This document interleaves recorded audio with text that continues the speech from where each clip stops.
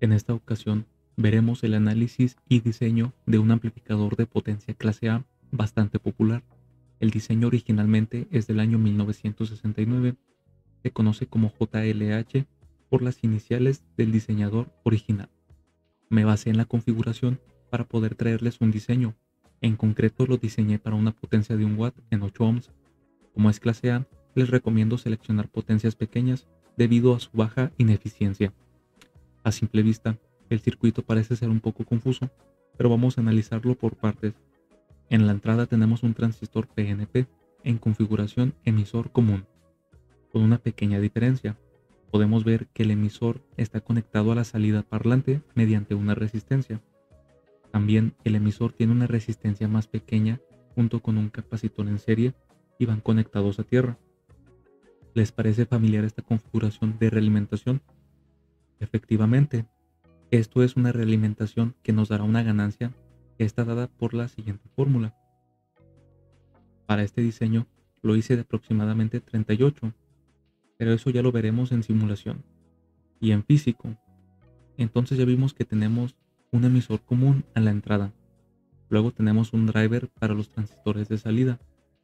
Podemos ver que en el colector usaremos bootstrap.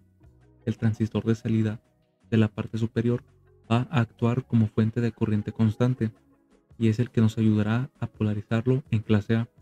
El transistor inferior completa la parte de la amplificación a la entrada y dejando en fase la señal de entrada y salida. Entonces comencemos con el diseño. Para poder diseñar un amplificador debemos empezar por la parte de adelante hacia atrás. En este caso vamos a comenzar con la etapa de salida. ¿Y qué es lo que requerimos? Propuse una potencia de 1 watt en una carga de 8 ohms como mencioné anteriormente.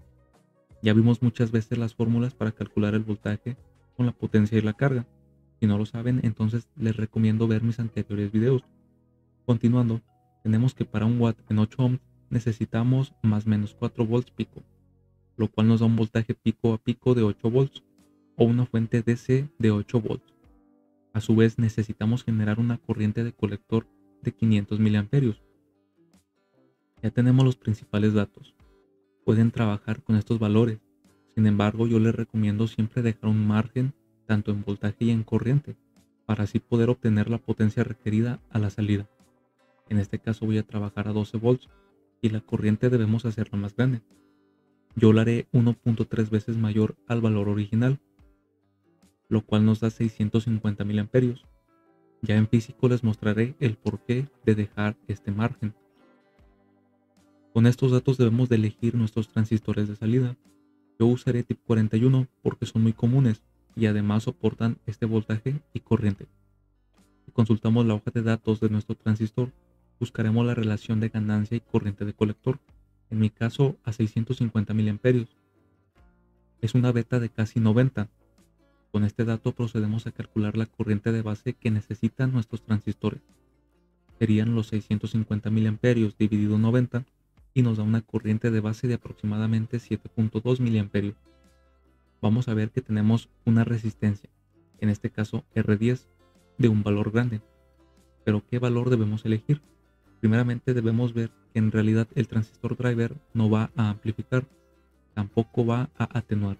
En realidad estaría trabajando como un buffer para nuestro transistor de entrada, que actúa como preamplificador. Entonces, si es un buffer, ¿por qué estamos usando bootstrap? Y se supone que el bootstrap aumenta la impedancia reflejada en el colector. Vamos a usar bootstrap para obtener una mayor señal de salida, y esa señal de salida pico a pico se aproxime al voltaje de alimentación. Debemos dejar una resistencia grande en el emisor para que así la corriente sea despreciable por esa resistencia y tenga mayor impacto en el transistor amplificador. Esta resistencia nos genera una estabilidad en la tapa driver. En la resistencia deberán caer aproximadamente 0.7 volts. Yo seleccioné un valor de 2.2 kΩ y esto me da una corriente de 318 microamperios, muy despreciable para la base del transistor de salida. Ahora retomando los datos, necesitamos 7.2 miliamperios para los transistores, ya que estos siempre estarán conduciendo porque son clase A. Como sabemos que la corriente que irá por la resistencia de emisor es pequeña, podemos hacer la corriente de base, que ahora llamaré IB' al doble, para que así se reparta la corriente de igual manera entre los dos transistores. En este caso necesitamos generar una corriente de 14.4 mA, la cual vamos a generar con las resistencias y el capacitor de bootstrap. Sabemos que la salida parlante deberá ser VCC sobre 2 o 6 volts en este caso. Por ende, la base del transistor de la fuente de corriente deberá estar a 6.6 volts. Si VCC es de 12 volts y tenemos 6.6 volts en este punto y ocupamos una corriente de 14.4 mA, solamente dividimos estos valores y nos da una resistencia de 375 ohm. Usaré una resistencia de 200 ohm y otra de 150 ohm, aunque estos valores pueden variar al momento de realizarlo en físico, ya que la beta de los transistores puede cambiar. Ya tenemos nuestra tapa de salida. Vamos con el corazón de este amplificador y es más que nada nuestro BJT-PNP en emisor común.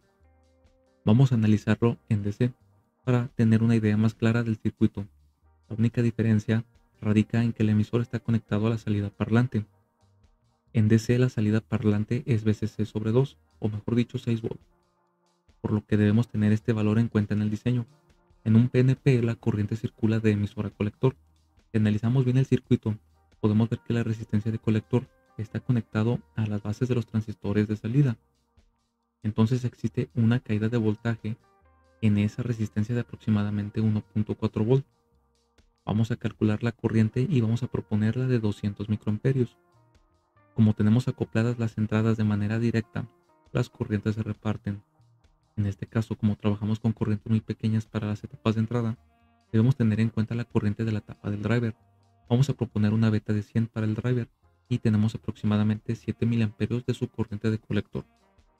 Esto nos da una corriente de base de 70 microamperios. Como ya propuse una corriente de 200 microamperios, tendríamos una diferencia de 130 microamperios que circularía por la resistencia del colector, por lo que tendríamos los 1.4 volts dividido 130 microamperios y nos da aproximadamente una resistencia de 10 kilo ohm.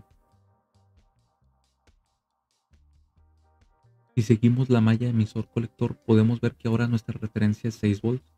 Para una buena excursión de señal, sabemos que en un BJT deberá polarizar su voltaje colector emisor como VCC sobre 2. En este caso nuestro VCC o VDD, como lo tengo puesto en esta simulación, pues es de 6 volts.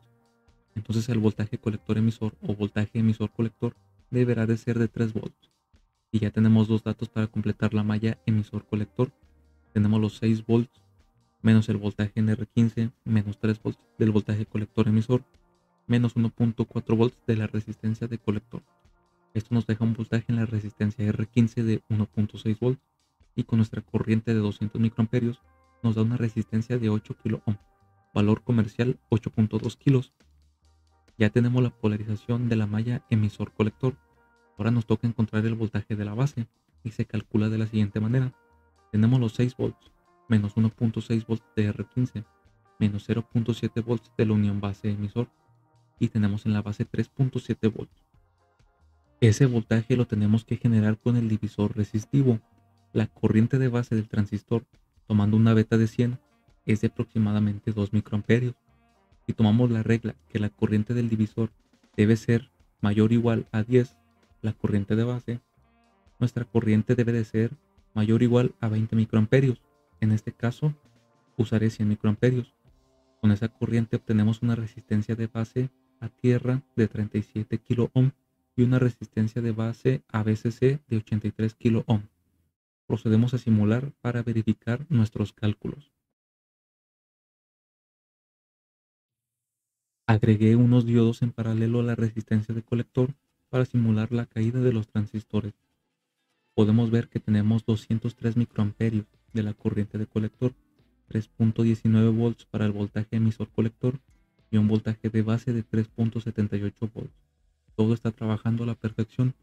Como nota adicional, si arman el circuito pueden cambiar la resistencia de base a tierra por un potenciómetro y de esta manera podemos calibrar la salida parlante para así tener los 6 volts, aunque esto es opcional.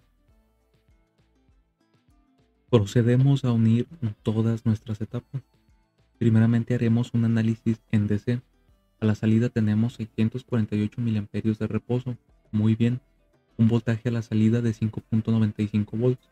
está bien, pero podemos calibrarlo como mencioné anteriormente. Tenemos que los transistores tienen una corriente de base de 7.4 y 7.5 mA, 200 microamperios para el emisor común, 3.75 volts de voltaje de base a la entrada, 3 volts de voltaje colector emisor. Todo está trabajando a la perfección, pero tenemos una pequeña modificación. Vemos que la resistencia que va de la base a VCC la he dividido en dos partes, de tal manera que al dividirlas nos dejemos una con el valor de la resistencia inferior. Yo lo dejé de esta manera.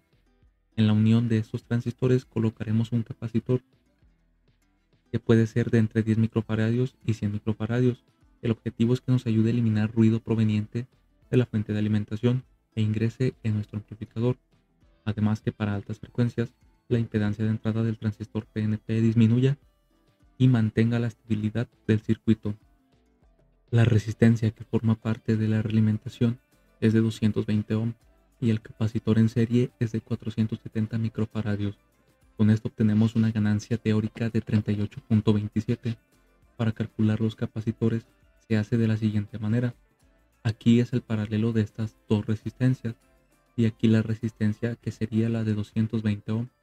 En otros videos les mencioné que la fórmula era 1 sobre todo esto, pero les recomiendo usar esta fórmula que nos brinda mejores resultados, recordando que debemos usar una frecuencia de 20 Hz. Ingresamos una señal a 1 kHz y 170 mV y antes de la saturación obtenemos 11.2 volts pico a pico de salida y 340 mV pico a pico de entrada, dando una ganancia de 33.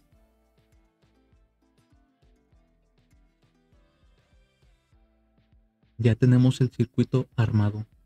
Opté por usar un buen disipador de calor. En este caso tuve que aumentar las resistencias del bootstrap a 300 y 200 ohms debido a la variación de ganancia de los transistores.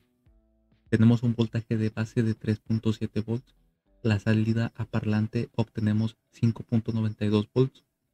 Tenemos un consumo de corriente en la fuente de alimentación de aproximadamente 650 miliamperios, lo cual nos da una potencia de 7.8 watts para la fuente de alimentación. Procedemos a conectar nuestra carga de 8 ohm e inyectar una señal senoidal. Antes de la saturación tenemos 11.2 volts pico a pico y de entrada 317 milivolts pico a pico, lo cual nos da una ganancia de 35. Para la potencia tenemos 4 volts RMS en la carga de 8 ohms. Con esto obtenemos una potencia de 2 watts. Les mencionaba que debemos dejar un margen en la corriente. En este caso podemos observar cómo cae la corriente hasta 580 miliamperios. Si quitamos el capacitor de bootstrap, vemos cómo nos alejamos del voltaje de alimentación en relación al voltaje pico a pico. Por eso la importancia de usarlo. La eficiencia del amplificador son los 2 watts dividido por 7.8 watts multiplicado por 100 y nos da una eficiencia aproximada al 25%.